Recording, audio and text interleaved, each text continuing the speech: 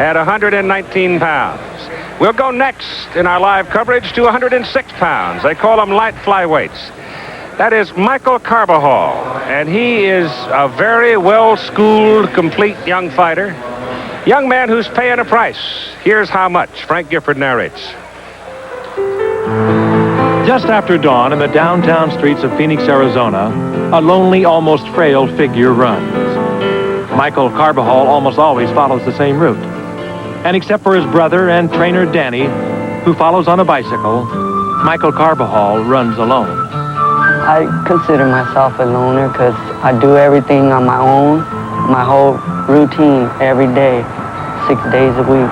By training alone and my self-discipline, I think it does give me that advantage because I never take, anybody or anyone lightly.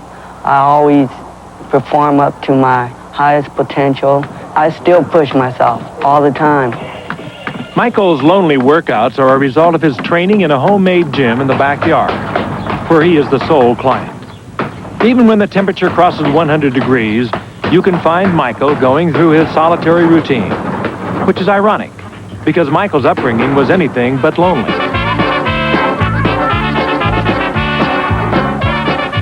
This is Phoenix's Carbajal clan, gathered for a backyard barbecue. Being the youngest of Mary and Manuel Carbajal's 9 children, there were always plenty of kids around.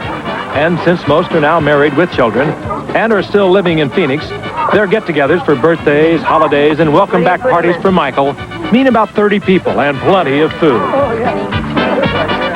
But even surrounded by the love of his family, Michael stands somewhat apart.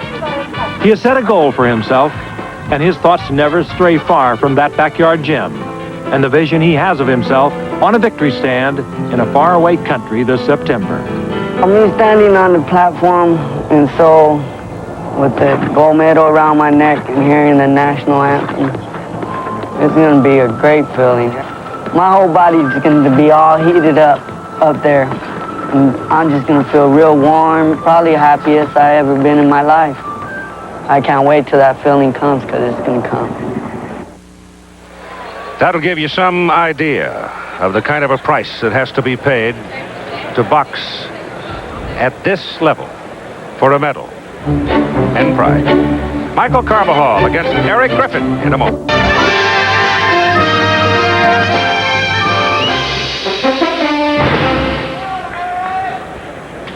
The U.S. Olympic boxing trials from the pavilion in Concord, California. And we're ready now at 106 pounds, light flyweight. Michael Carbajal against this young man, Eric Griffin. Eric Griffin, coming out of the red corner and wearing the gold shirt, stands only 5'2", but he won the Western trials. Carbajal will have the height advantage of 5'5.5". That's 3.5 inches. Came in at 105.5, and Griffin just made the 106 limit. Their reach is roughly the same. Ray Cartier is the referee, and Ray is out of Cincinnati, a PhD chemical engineer. The judges for this fight are Jerry Dusenberry, Stan Hamilton, Elmo Adolph, Bob Wimberly, and this is the name of the third man, Don DeVergis.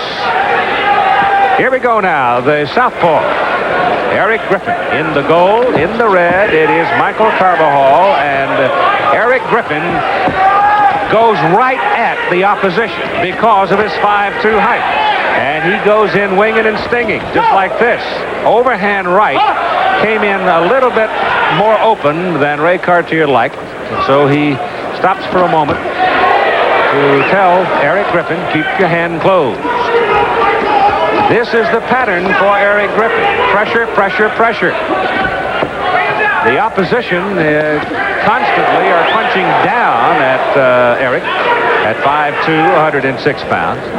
It doesn't seem to bother him. He's a very soft-spoken youngster. Kenny Weldon is his coach, Danny Carbajal, as you saw in the up-close and personal feature, the coach for Michael. And that's a pretty good left hand that Eric Griffin has brought to the fight today.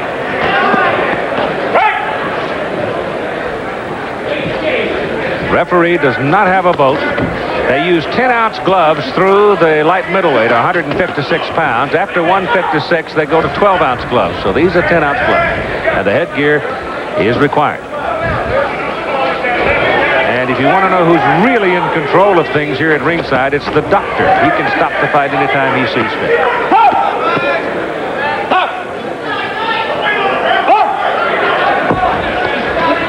Eric Griffin hasn't changed expression all day.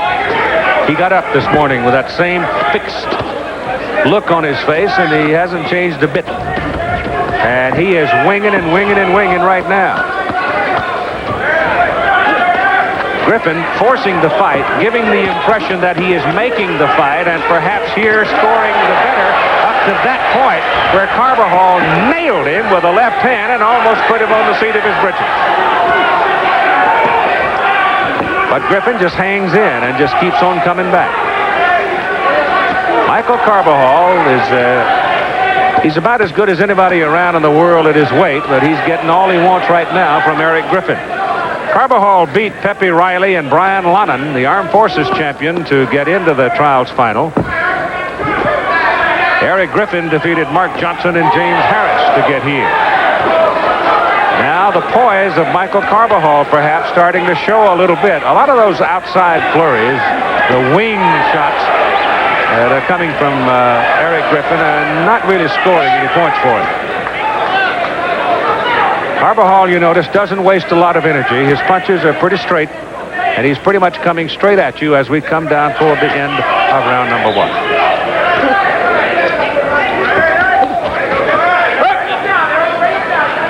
I wouldn't be surprised to see Carbajal become a little more assertive as the fight wears on. California for round number 2, 106 pounds. Here is the blow from Carbajal that almost dropped Griffin. That right hand, that short, straight right hand. One of the things about Carbajal, he is a heavy-handed boxer, for his weight particularly so. And he just tends to, his history is he accelerates as the fight goes on. And punching down, a heavy-handed boxer is eventually going to take his toll on a fellow the stature of Eric Griffin. But let me tell you something. Mr. Griffin's a gamer. He came out and threw everything, including somebody's hoe handle, at Carbajal in that first round, trying to fluster him, trying to find an edge, and Michael just wouldn't let him have it. His poise held him up, and now watch him go to work. Watch Carbajal go to work. Watch how precise and accurate he can be.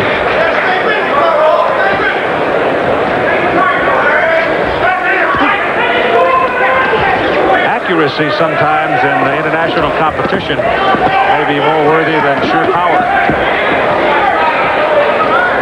Carbajal in the closing minute of the first round started to work more to the body of Griffin and scored heavily to the body in the last half minute. But Eric seems to be fit so far, so apparently the toll has not taken. 5'2", he gets called a lot for that, ducking his head as he tries to get into a taller opponent, giving away 3.5 inches. Griffin in the gold, Carbajal in the red. But notice the quick hands of Michael Carbajal, how accurate he can be on a short inside flurry like that. That's the left hand of Carbajal that broke up that flurry.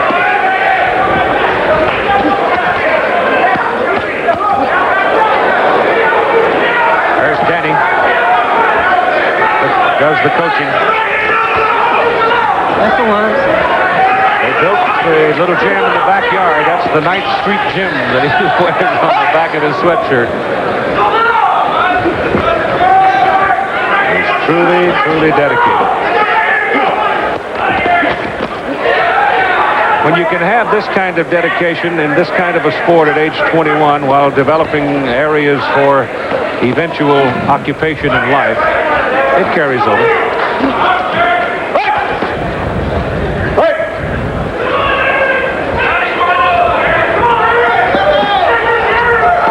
Eric Griffin still trying to make the fight, still having to go straight at Michael Carbajal, but this round so far has seemingly been the possession of Carbajal as we come down to the last 15 seconds. The preciseness of Carbajal and the reach, or perhaps more height than reach.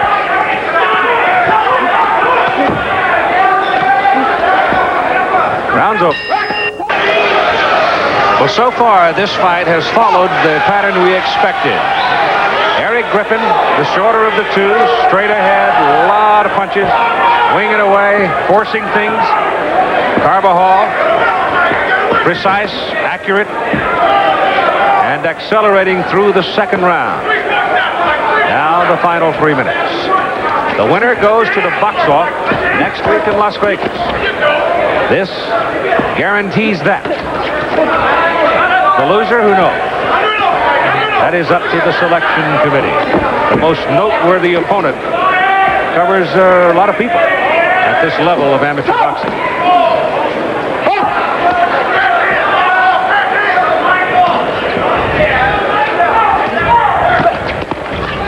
Pretty good right hand to the rib cage by Eric Griffin that time.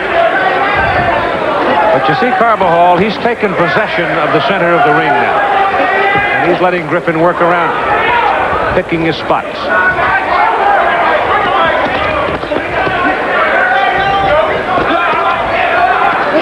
That's Kenny Weldon watching his young charge, Eric Griffin.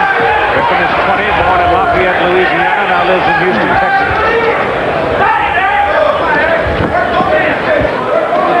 Whereas Griffin, right now at age 20, is boxing pretty much full-time, trying to reach for that gold medal, the opportunity for it. Carbajal, on the other hand, drives a truck for a printing company in Phoenix, Arizona.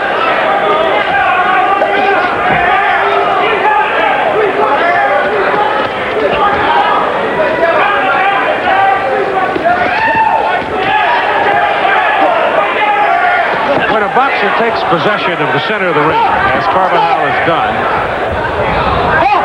that is something of a tip-off that he may well have become the stronger of the two. But I don't know if that's necessarily the case, because Eric Griffin brings a heart as big as a mountain at 106 pounds.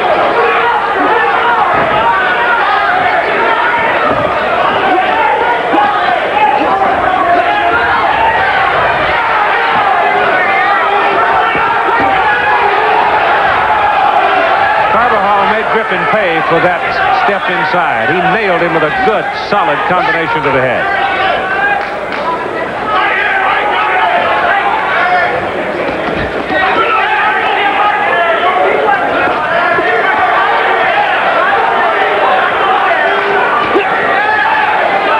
Eric Griffin still winging away as we are inside now the final half minute of this 106-pound light flyweight fight. U.S. Olympic trial. And two good right hands there by Eric Griffin. He is relentless. You cannot rest with him.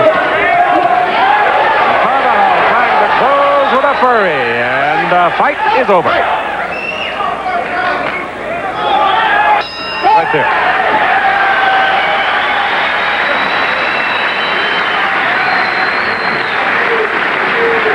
So Michael Carbajal and Eric Griffin go 9 tough minutes, and the decision is upcoming. Referee Ray Cartier is about to raise the hand of the winner. Ladies and gentlemen, winner by unanimous decision in the blue corner, Michael Carbajal.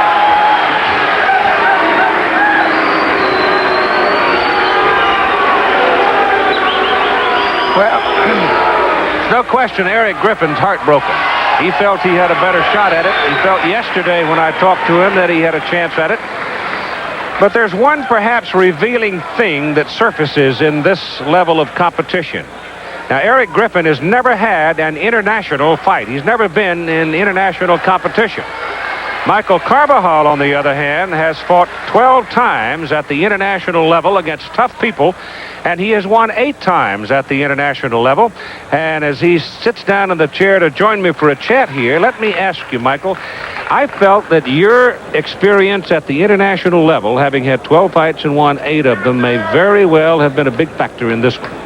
Yeah, it was a close fight, you know. It was real tough, and I thought I put it out in the first and third rounds. He had a good second round, but they were all close rounds, and it was a tough fight. I thought your poise, your ability, your precision, your accuracy was a big, big factor when you sort of took control in the second round. Yeah, I'm real calm. I'm always relaxed. You know, I was taught since I was small to relax. Before, I was real tense all the time, but now I had my experience going on, and I felt real relaxed. So I think that was. I tell you what, Michael, if you go and win a gold medal, or even if you don't win a gold medal, I'll help you lobby with Dana to get a fan put in that gym in the backyard. That place looks hot. Yeah, it is. But, we always thought about putting a fan, but I might end up getting sick or something. But it's hot back there, but I like it. That's where I got That's where the stamina comes from, isn't it? That's where it comes from. You're characterized as being a heavy-handed fighter for 106 pounds. Yeah, I think ever since I was small, I was taught to hit with my whole body, not, just pity-pat all the time. And I think I'm pretty heavy-handed also. So. You are. Good luck. Thank you. Thank you very much. Look forward to seeing you next weekend. Okay. Hi, Ma. Rita. Hi. Michael Carbajal, the winner at 106 pounds. And now, let's join Frank Gifford, our host.